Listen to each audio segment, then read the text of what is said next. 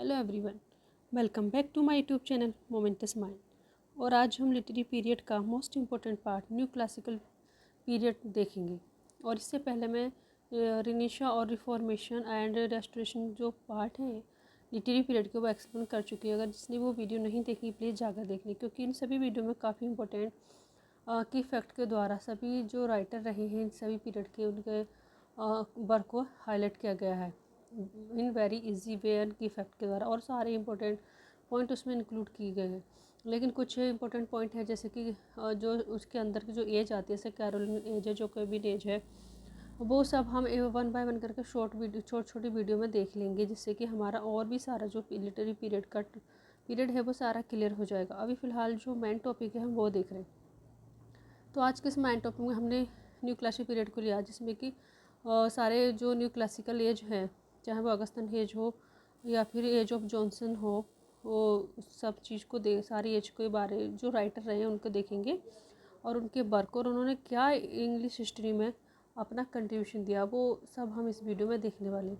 इसलिए लास्ट तक इस वीडियो में बने रहें। चलिए स्टार्ट करते हैं अपनी क्लास को।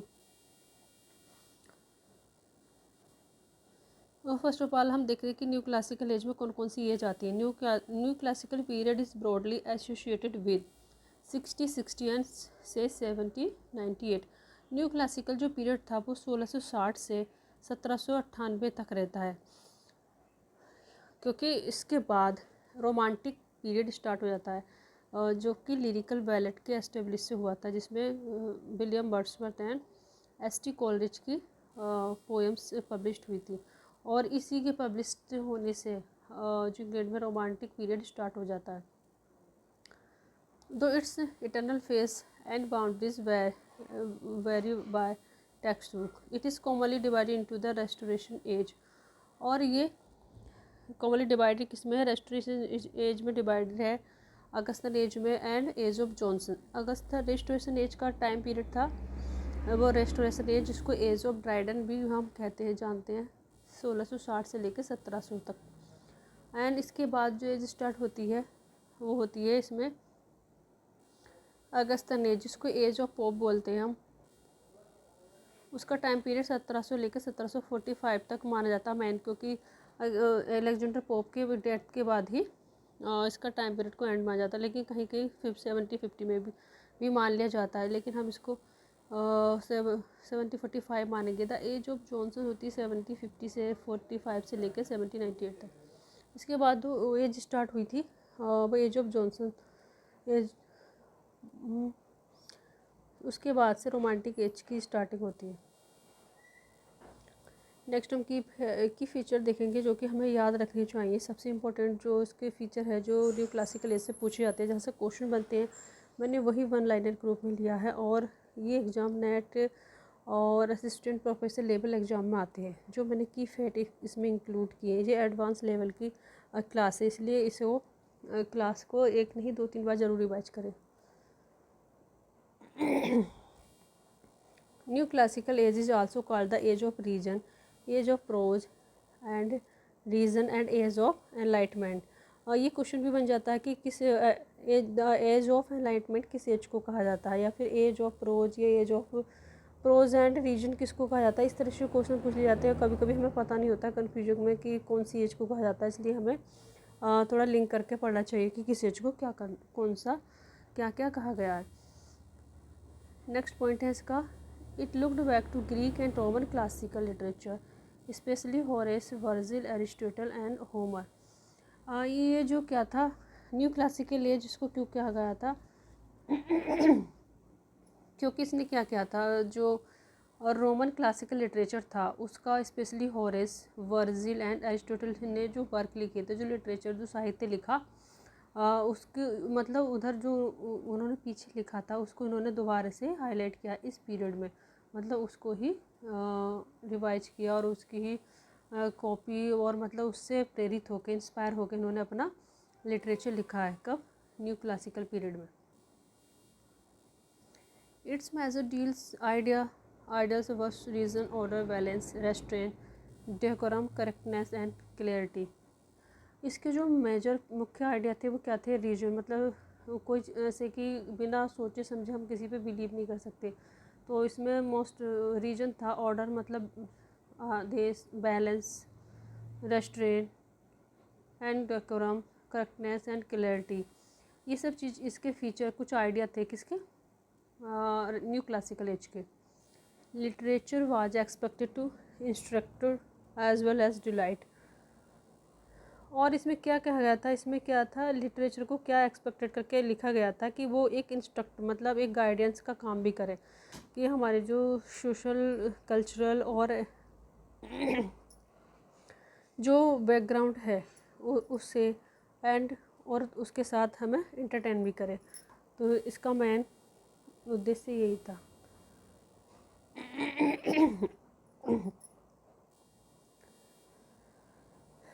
Satire become one of the dominant literary mode. और इस टाइम में सबसे इम्पोर्टेंट जो कि जो था, जो सबसे ज़्यादा फेमस होता वो क्या था, satire.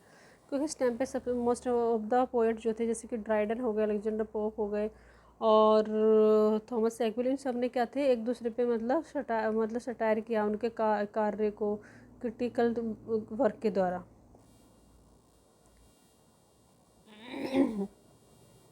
Heroic couplet become the characteristic work form specially in Dryden and pope. Heroic जो कपलेट था वो क्या, द करेक्टरिस्टिक वर्स फॉर्म, जो वर्स जो उन्होंने लिखा है उस समय का लिटरेचर लिखा, उसमें वो सब मोस्ट ऑफ द किस फॉर्म में लिखा गया था, हेरोइक कपलेट में। और स्पेशली इसको किसने ज़्यादा यूज किया है, ड्राइडन एंड पोप ने। Mock epic become highly popular. और इससे मॉक एपिक जो थी वो काफ़ी पॉपुलर हो गई थी। जैसे कि अलेक्जेंडर पोप ने लिखी था रैप ऑफ द लॉक, ये काफ़ी इंपॉर्टेंट और पॉपुलर मॉक एपिक है। इससे मोस्ट ऑफ द एग्जाम में क्वेश्चन बनते ही है। कोई भी जिस एग्जाम में ये सिलेबस ये अलेक्जेंडर पोप को है रखा गया, तो इस टॉपिक अगर है तो इससे क्वेश्चन जरूर आते हैं। The period emphasized with urbanity, polish and intellectual control rather than romantic spontaneity. इस पीरियड ने सबसे ज़्यादा जो एम्फेसाइड जोर दिया वो किस पे दिया है, थोड़ी मतलब चतुराई पे, और कहता है अर्बनिटी थी, जो अर्बन मतलब जो शहरीकरण है उस पे, और जो लोग जो अर्बन लोग सोसाइटी के जो एरिस्टोक्रेटिक फैमिली हैं उनको, एंड इंटेलेक्चुअल कंट्रोल, और किस तरह से जो बुद्धि वर्ग है उसका control, rather than romantic spontaneity. और उन्होंने रोमांटिक स्पॉन्टेनिटी, जैसे कि रोमांटिक पीरियड के जो पोएट हैं वो सब क्या अपनी इमोशन और अपनी फीलिंग को ज़्यादा क्या कहते हैं एम्फेसाइज करते हैं, लेकिन ये इसके अपोजिट थे। पीरियोडिकल ऐसे फ्लोराइज्ड थ्रो एडिसन एंड स्टील। जो पीरियोडिकल ऐसे थे वो किसने फ्लोराइज्ड, मतलब किसने ज़्यादातर फेमस किया उनको, एडिसन एंड स्टील ने।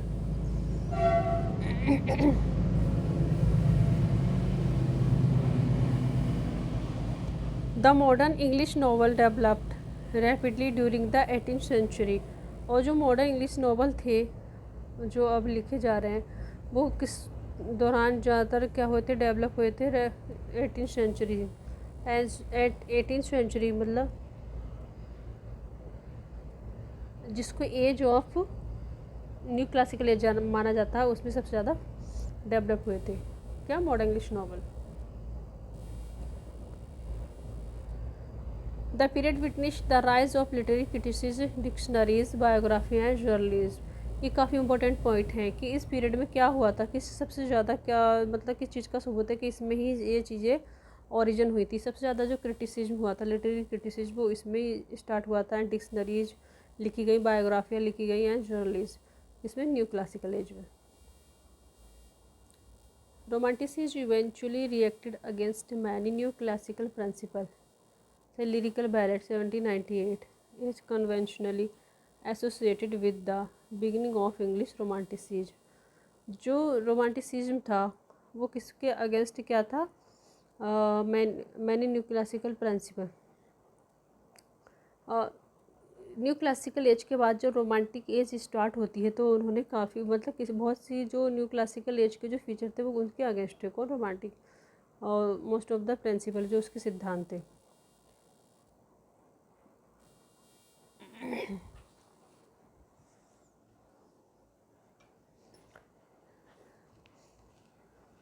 अब जो इस एज के सबसे इम्पोर्टेंट जो राइटर हैं वो हम जॉन ड्राइडन को देखते हैं। और जॉन ड्राइडन के बारे में हम डिटेल में पूरी फुल स्टडी कर चुके हैं द रेस्टोरेशन पीरियड में, क्योंकि रेस्टोरेशन पीरियड को उन्हीं के नाम से जाना जाता है। तो चलिए एक बार और अभी देख लेते हैं, बस ऐसी रिवाइज के तौर पर। वैसे तो इसकी काफ़ी अच्छी बड़ी क्लास की गई है, 2 पार्ट में है, नहीं एक ही पार्ट में है। John Dryden 1631-1700। जॉन ड्राइडर का जो वर्थ जन्म होता है वो 1631 में हुआ था एंड डेथ हुई थी इनकी 1700 में।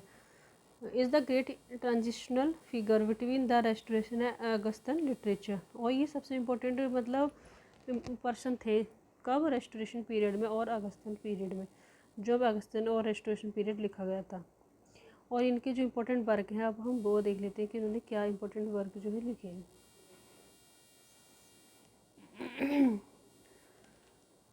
अफस्लम एंड एचिटोफिल 1681 में लिखा था। Political religious allegorical satire in heroic couplet. ये क्या था, पॉलिटिकल एंड रिलीजियस वर्क था, एलेगरी थी, जो कि किस पे, हेरोइक, इन हेरोइक कपलेट में लिखा गया सटायर था एक। मैक फ्लकनो 1862 में आया था, जो कि मॉक हेरोइक सटायर है। इसने किस पे अटैक किया था, थॉमस सैडविल पे।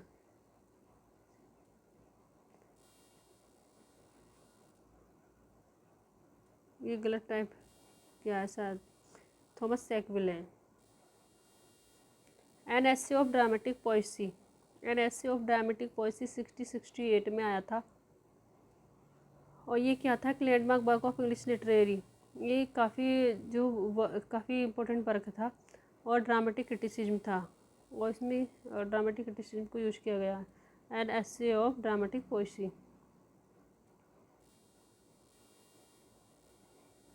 ऑल फॉर लव, ये इनका एक ट्रेजिडी वर्क था ड्राइडन का।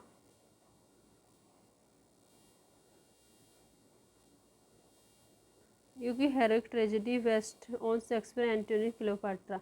शेक्सपियर ने जो एंटोनी क्लियोपाट्रा लिखी है उसके ऊपर उसके ही बेस्ड है ये ऑल फॉर लव, और उसकी ही नकल करके ये पूरा प्ले बनाया गया, जो कि एक ट्रेजिडी है और ये काफ़ी पॉपुलर ट्रेजिडी है। नेक्स्ट उन्होंने जो वो लिखा था वर्क, वो है एनस मिराबिल्स 1667 में आया था। हिस्टोरिकल पोएम थी celebrating England's recovery after major disaster. और ये किसके ऊपर लिखी गई थी, जब इंग्लैंड में काफ़ी डिजास्टर हो गया था, उसके बाद जो रिकवरी हुई थी इंग्लैंड की, उसके बाद ये सेलिब्रेट करने के मतलब एक सेलिब्रेटिंग पोएम थी एनस मिराबिल्स, जो कि 1667 में आई थी। इस तरह से इनकी डेट भी इम्पोर्टेंट है, याद रखना। और ये जो वर्क हैं जॉन ड्राइडन के काफ़ी इम्पोर्टेंट हैं। Fables ancient and modern 1700 adaptations transitions of classical and medieval stories. जो फेबल्स थी, कहानियाँ थी, एंड एंशिएंट एंड मॉडर्न, इन्होंने कहाँ से अडॉप्शन किए हैं, क्लासिकल मेडिएवल स्टोरीज से।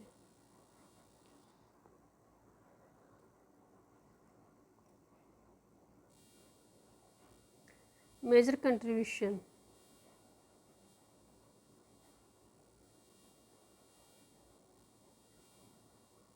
Established English literary criticism as a major prose form.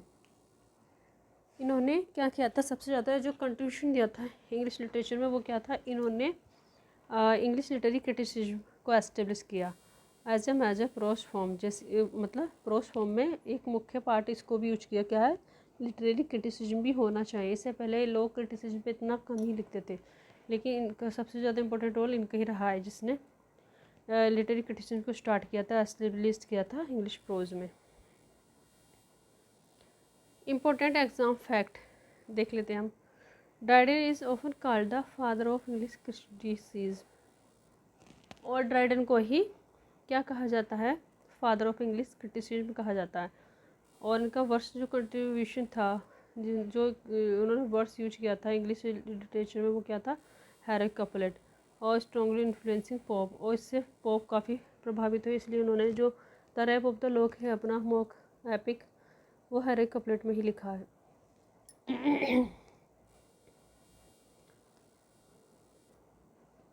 Next important writer है, अब देखते हैं हम अलेक्जेंडर पोप। अलेक्जेंडर पोप किस एज के राइटर हैं? वो है तो न्यू क्लासिकल एज की, लेकिन न्यू क्लासिकल में भी 3 एज को काउंट किया जाता है। पहले हमने रेस्टोरेशन एज के इंपॉर्टेंट राइटर जॉन ड्राइडन पढ़ लिए। अब जॉन ड्राइडन के बाद हम पढ़ेंगे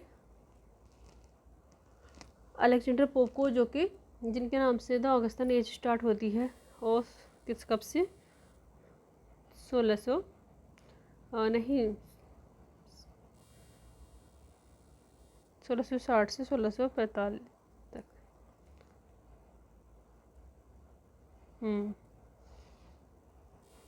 60 से नहीं स्टार्ट होती है, कंफ्यूज हो रही हूँ कब से है।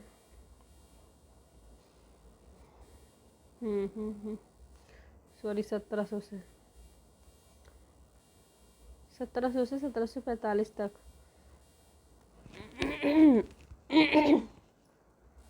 एलेक्जेंडर पोप जो क्या कहते हैं, जिनके नाम से ऑगस्टन एज का स्टार्टिंग टाइम माना जाता है, वो कब था? 1660 से 1700 से 1745 तक। मतलब 1745 को age of age of Augustan age के नाम से जाना जाता है। तो अलेक्जेंडर पोप का जो बर्थ हुआ था वो कब हुआ था? एक मिनट, कहाँ गई ये PDF?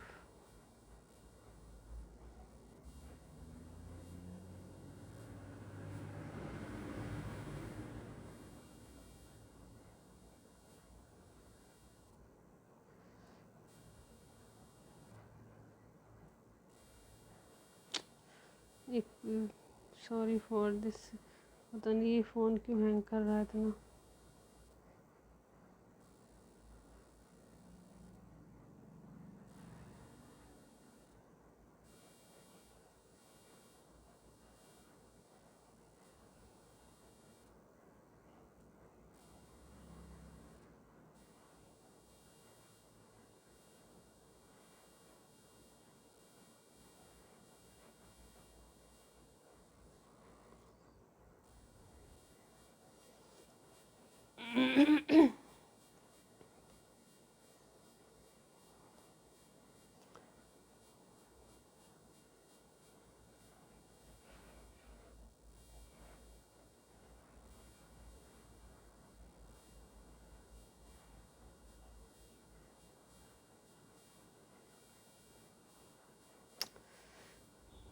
इस वजह से तो डिले हो जाती क्लास।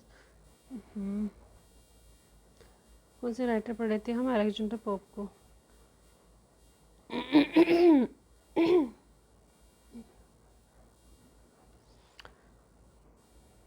अलेक्जेंडर पोप का जो स्टार्टिंग पीरियड था, वो अलेक्जेंडर पोप का बर्थ होता है 1688 में एंड 1744 में इनकी डेथ हो जाती है। लेकिन जो ऑगस्टन एज है वो कब स्टार्ट होती है? 1700 से 1745, ठीक है। और क्योंकि इस समय इनका वर्क उनका कंट्रीब्यूशन रहा था अलेक्जेंडर पोप का, कब से? 1700 से 1744 तक, जब तक इनकी डेथ होती है। और इनकी डेथ के बाद ही तो न्यू एज स्टार्ट हो जाती है, एज ऑफ जॉनसन के नाम से हम जानते हैं उसको। तो सेंट्रल ये क्या थे, इस एज के क्या थे? Central figure of the Augustan age. Augustan age के काफ़ी इंपॉर्टेंट पर्सन माने जाते हैं। कौन? Alexander pope.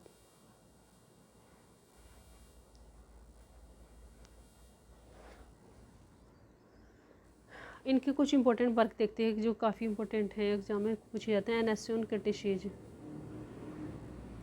एनएससी क्रिटिसिज्म 1711 में आया था, जो कि statement of new classical poetic principles पर डिपेंड था। क्या था? स्टेटमेंट ऑफ न्यू क्लासिकल जो पोइटिक प्रिंसिपल थे उसके ऊपर उससे मतलब इंस्पायर होकर ये वर्क लिखा गया, NSC criticism. The Rape of the Lock 1712 and 1740 में इसके 2 पार्ट आते हैं। सबसे पहले जो पार्ट आता है उसमें 10 पोएम है, 10 शायद वो है पार्ट, और लेकिन इसके बाद ये 1714 में इसमें 12 पार्ट होते हैं। तो ग्रेटेस्ट इंग्लिश मोक एपिक है ये। The Dunciad 1728 revise later. The Dunciad क्या था? एक रिवाइज लेटर था जिस satire on literary dullness and bad writer, मतलब जो लिटरेचर में जो कुछ ऐसे राइटर थे काफ़ी डल लिटरेचर लिख रहे थे और कुछ उनका ऐसा कुछ इंस्पायरिंग लिटरेचर नहीं था या फिर इफ़ेक्टिव, तो उनका क्या क्या द डनसीट में इन्होंने सटायर किया है। NSC on man 1733 and 34।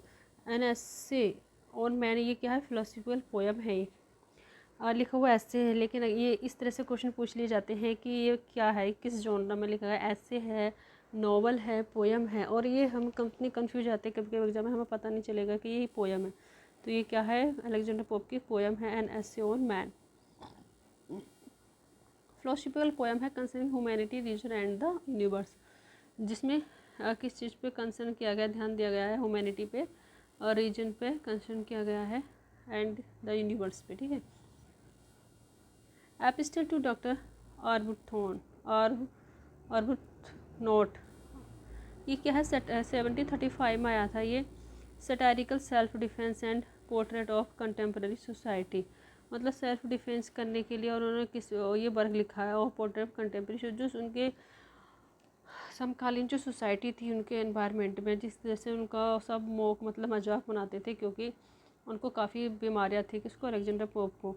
तो उनकी जो फिजिकल स्ट्रक्चर था वो भी इतना प्रभावशाली अट्रैक्टिव नहीं था, तो इस वजह से उन्होंने सेल्फ डिफेंस के लिए ये वर्क लिखा, एपिस्टल टू डॉक्टर आर्बुथनॉट। और उन्होंने क्या किया, translation of Homer, famous English translation of Iliad and Odyssey. उन्होंने सबसे जो इम्पोर्टेंट थे जो ट्रांसलेशन किसके किए थे, इलियाड एंड ओडिसी के। मेजर कंट्रीब्यूशन क्या रहा है, wrote the heroic couplet to extraordinary polish and precision।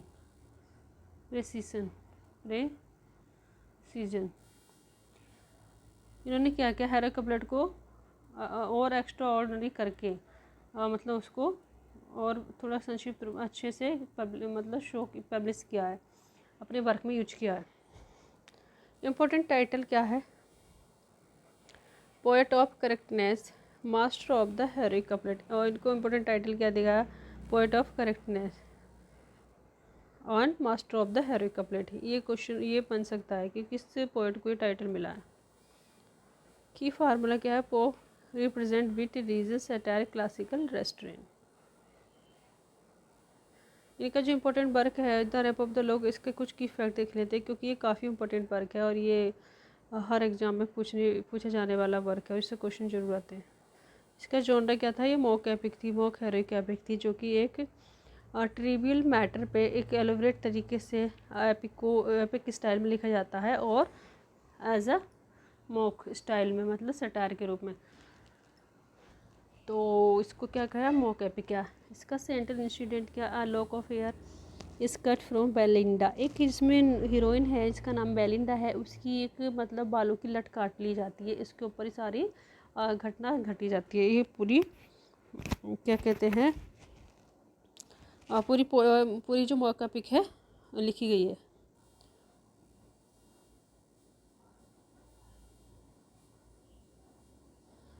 Belinda क्या है, इस प्ले की हीरोइन है।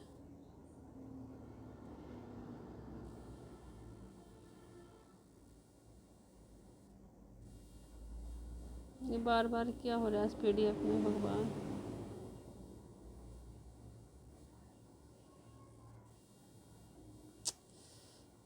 और एक तो ये काम हिस्से हो रहा है, ये बार बार हिली जा रही, सॉरी फॉर दैट। फिर शुरू से फिर एडवांस में ही जाना पड़ता है। चलो अभी थोड़ा सा और इम्पोर्टेंट टाइटल है क्या, उसको देख लेते हैं।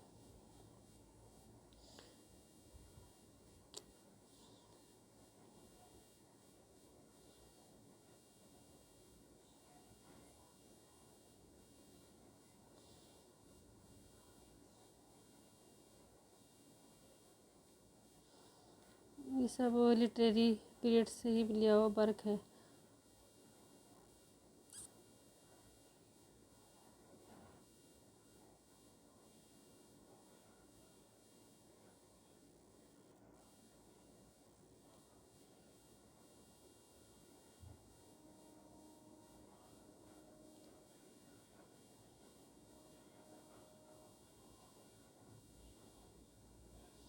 ये पढ़ रहे थे हम। बेलिंडा क्या थी, इसकी मुख्य हीरोइन थी। द बैरन क्या है, कर्स द लोग। और जो बैरन है इस मॉक एपिक के इस प्ले में वो क्या करता है, उस लट को काटता है, किसकी, बेलिंडा की। ये रील क्या है, chief self protecting Belinda. Ariel एक ऐसी स्पिरिट होती है जो कि बेलिंडा को प्रोटेक्ट करती है और उसको अवेयर करती है कि तुम्हारे साथ कुछ गलत होने वाला है। और ये क्वेश्चन, ये जो वर्क है इम्पोर्टेंट, जो मैं अभी की बता रही हूँ, इसके द्वारा एपिलॉग से यहीं से क्वेश्चन मोस्ट ऑफ द पूछे जाते हैं। जैसे कि कौन लट काटता है, और बेलिंडा कौन है, एरियल कौन है, और अम्ब्रिल कौन है। Gloomy GNOME associated with darker patience.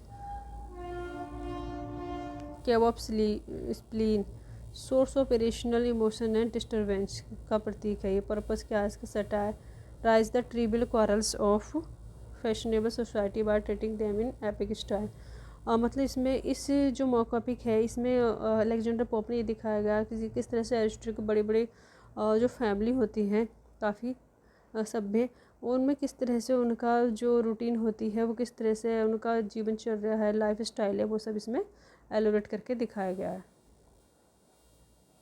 अब नेक्स्ट जो राइटर थे वो है जोनाथन स्विफ्ट।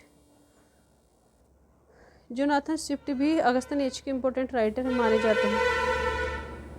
और जोनाथन स्विफ्ट का जन्म कब होता है?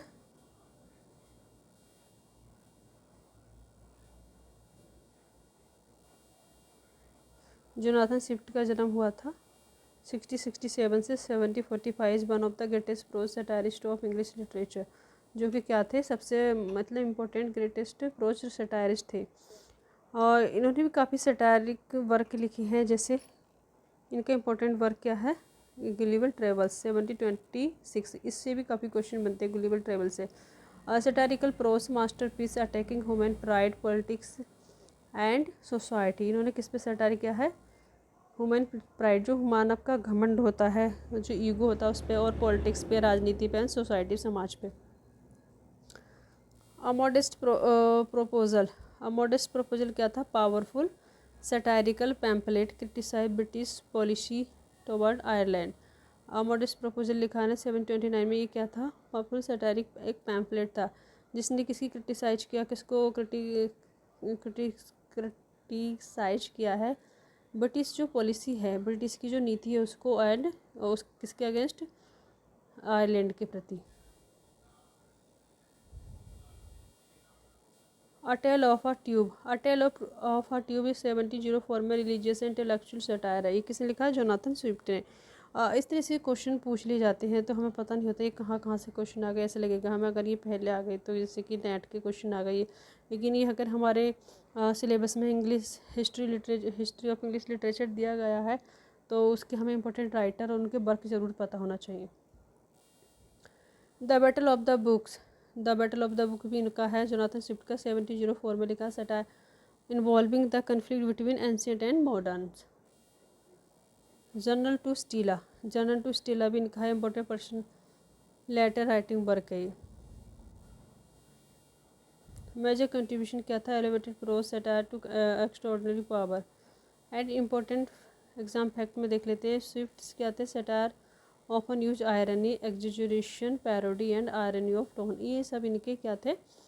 क्वालिटी थी जो कि अपने लिटरेरी वर्क में यूज करते थे। गुलिवर ट्रेवल्स में कॉमनली डिवाइड इनटू 4 वॉयज।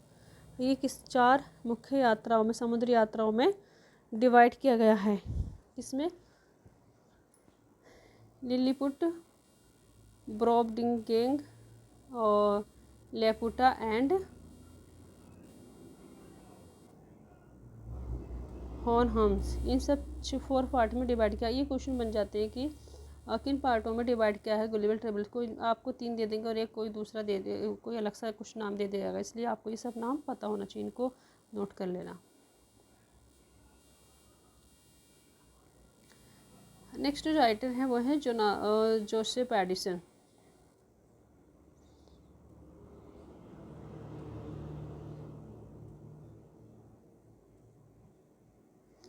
ये भी इसी टाइम के, मतलब अगस्तन एज के राइटर माने जाते हैं। Joseph Addison. जोसेफ एडिसन जो थे मेजर असिस्टेंट प्रोज स्टाइलिस्ट थे। इन्होंने क्या लिखा था?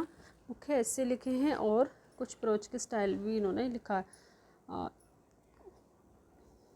इनका जो इम्पोर्टेंट वर्क है वो क्या है? Spectator, founded with Richard Steele in 1711। इनका मुख्य वर्क क्या था? स्पेक्टेटर था। जो कि किसके द्वारा स्थापित किया गया था, रिचर्ड स्टील इन 1711 में। The Tatler, Steele was the principal founder, Addison become an important contributor. मतलब स्टील जो थे वो प्रिंसिपल थे किसके, इसके फाउंडर के, टेटलर के, लेकिन एडिशन जो बन गए थे मुख्य इम्पोर्टेंट कंट्रीब्यूटर। इसमें सबसे ज़्यादा योगदान किसने दिया, स्टील ने, किसमें, टेटलर के उसमें। The Campaign, famous poem celebrating Marlborough's victory at Blenheim. Cato, ये आया था 1713 में। New classical tragedy based on Roman statement Cato, जो कि रोमन स्टेटमेंट था उसके कैटो पर आधारित है। क्या, कैटो 1713 में आई थी। न्यू क्लासिकल ट्रेजेडी है, रोमन स्टेटमेंट्स कैटो पर बेस्ड है। मेजर कंट्रीब्यूशन क्या रहा इनका, जोसेफ एडिशन का, हेल्प एस्टेब्लिश द पीरियोडिकल एसे। इन्होंने क्या क्या किया था, एस्टेब्लिश करने में हेल्प किया था पीरियोडिकल एसे को। And major literary form, as a major literary form, मतलब इसको इस तरह से इतना इम्पोर्टेंस नहीं दिया जाता था किसको, पीरियोडिकल एसे को। इन्होंने इसको प्रोज फॉर्म में, मतलब लिटरेरी फॉर्म में एस्टेब्लिश किया है, किसने, जोसेफ एडिसन स्टील ने। स्टाइल क्या था इनका, clear, elegant, polish, and moral, instructive था। एंड इम्पोर्टेंट पेयर क्या था, Addison Steele, the Spectator. Addison Steele ने दोनों ने मतलब दोनों का योगदान रहा किसमें, द स्पेक्टेटर में। जो स्पेक्टेटर है इनका सबसे इम्पोर्टेंट वर्क है और इसमें से ज़्यादा क्वेश्चन पूछे जाते हैं। रिचर्ड स्टील, नेक्स्ट जो राइटर थे वो कौन थे, रिचर्ड स्टील थे। वो कौन सी एज के थे, ये हैं अगस्तन एज के राइटर हैं। ये कौन थे, जर्नलिस्ट थे, एसिस्ट थे एंड ड्रामेटिस्ट थे। द टेटलर, फाउंडेड बाय स्टील, मतलब द टेटलर के संस्थापक थे। और अभी जो हम पढ़े एडिशन के, ये को राइटर थे, इनके साथ ही थे। The Spectator establish with Addison, Addison के साथ एस्टेब्लिश किया गया था। Conscious lovers, the conscious lover sentimental comedy है इनकी, किसकी, रिचर्ड स्टील की। Major contribution development of the periodical essay and journalism, इनका मेजर कंट्रीब्यूशन क्या था, इन्होंने पीरियोडिकल एसे एंड जर्नलिज्म को एस्टेब्लिश किया, डेवलप किया था। Exam fact, Steele periodically associated with the creation of the Tatler. और स्टील जो थे एसोसिएट किससे थे,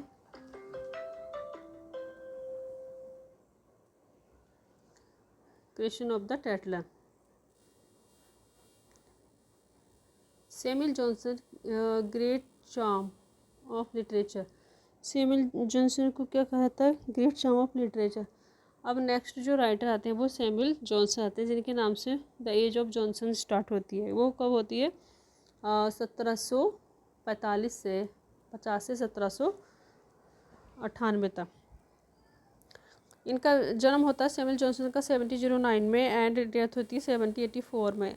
लेकिन इनकी एज के बाद भी क्या कहते हैं, टाइम जो new classical, later new classical period, commonly called the age of Johnson, ठीक है। Dictionary of the English language, इनका सबसे इम्पोर्टेंट जो वर्क रहा है इसका वो क्या था, डिक्शनरी ऑफ इंग्लिश लैंग्वेज। इन्होंने एक डिक्शनरी पब्लिश की थी और जो काफ़ी फेमस पॉपुलर हुई, landmark English dictionary. The Rambler इनका वर्क है। पीरियोडिकल ऐसे है द आइडलर, ऐसे पब्लिश्ड इन न्यूज़पेपर। उन्होंने कुछ बायोग्राफी भी लिखी है, जैसे मोस्ट ऑफ द राइटर की। रेसिलेस 1759 में आया, फिलोसॉफिकल टेल है। The vanity of human wishes 1749 में and imitation of Juvenal's 10th satire. और इन्होंने ये वर्क लिखा, London imitation of Juvenal 3rd satire. Lives of the poet, हाँ लाइफ्स ऑफ द पोएट इन्होंने मेजर बायोग्राफी लिखी 1779 से 1801 तक। Major biography and critical work लिखा है इन्होंने, और बहुत सारे राइटरों की इन्होंने बायोग्राफी लिखी है। Preface to Shakespeare, influences Shakespeare criticism 1765। Major contribution रहा इनका standardized and documented English vocabulary through his dictionary and strengthen biographical literary criticism. Important title कहा है इनका, the great charm of literature. किसको कहा है? सेमुअल जॉनसन को। Johnson circles associated with the famous literary club. अब देखते हैं डैनियल डॉफे। डैनियल डिफो भी कहते हैं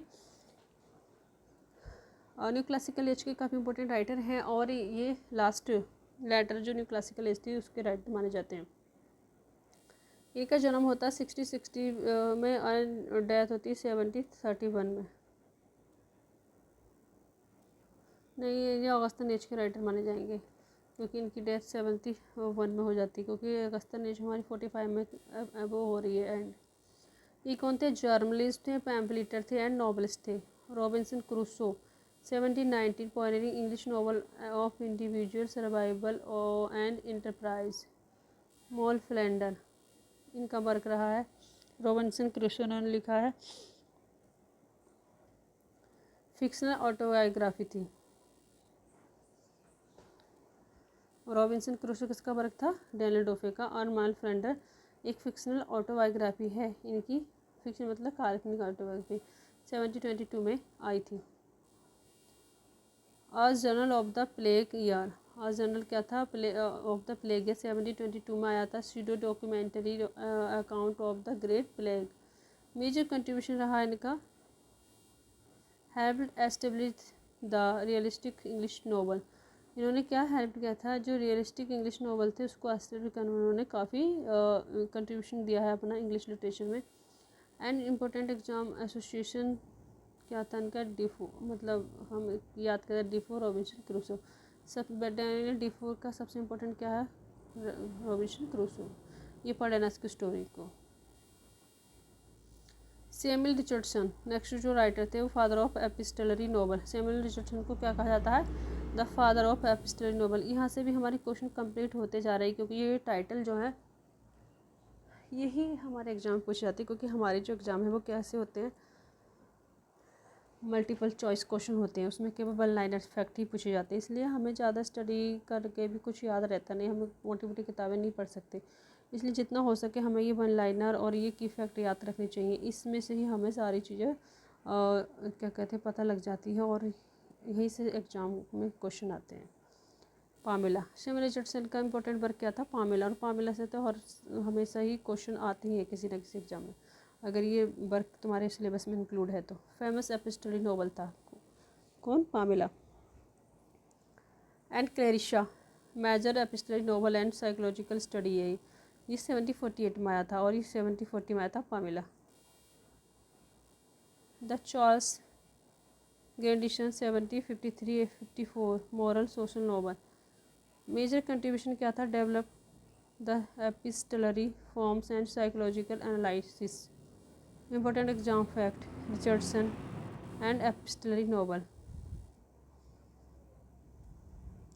रिचर्डसन ने क्या लिखा? एपिस्टलरी नॉवल लिखा है, and father of epistolary novel कहा जाता है। इंपॉर्टेंट वर्क इनका पामेला। और इन्होंने क्या डेवलप किया था? Epistolary form and psychological analysis में। ठीक है, ये की पॉइंट इनके सारे इंपॉर्टेंट ही है, सारे की याद रखना। नेक्स्ट राइटर है सेज के हेनरी फील्डिंग।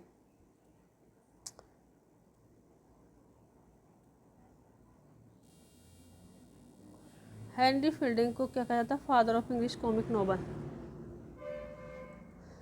इंग्लिश नॉवल के जो फादर कहे जाते हैं वो हेनरी फील्डिंग कहे जाते हैं, कॉमिक नॉवल के। Comic novel and parody of Richardson Pamela. और इन्होंने क्या लिखा है? Joseph Andrew. जोसेफ एंड्रयू ये GIC और LT ग्रेड में आया था। ये काफ़ी इम्पोर्टेंट वो है इनका वर्क, जिससे क्वेश्चन बनते हैं।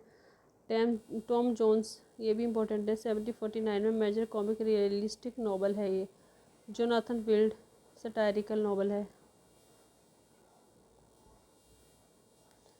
The history of life of the late mister Jonathan Wild the great. The history of the life मतलब इन्होंने क्या लिखा? The history of life of the late mister Jonathan Wild the great satire on political corruption and false heroism. इनका जो work रहा है ये late of the life of the late mister Jonathan Wild the great. Satire किस पे था ये?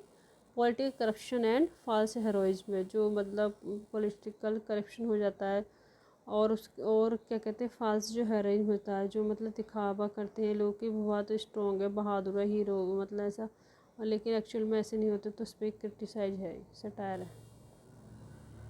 Major contribution Ryan का develop the omniscient narrator, comic realism and structured English novel. Important association Fielding comic novels and Tom Jones.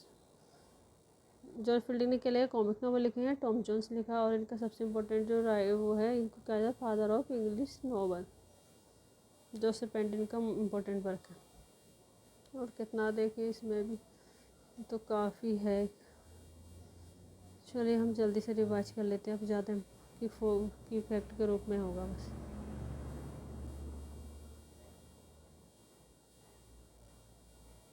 Thomas Gray भी है, Edward Gibson है।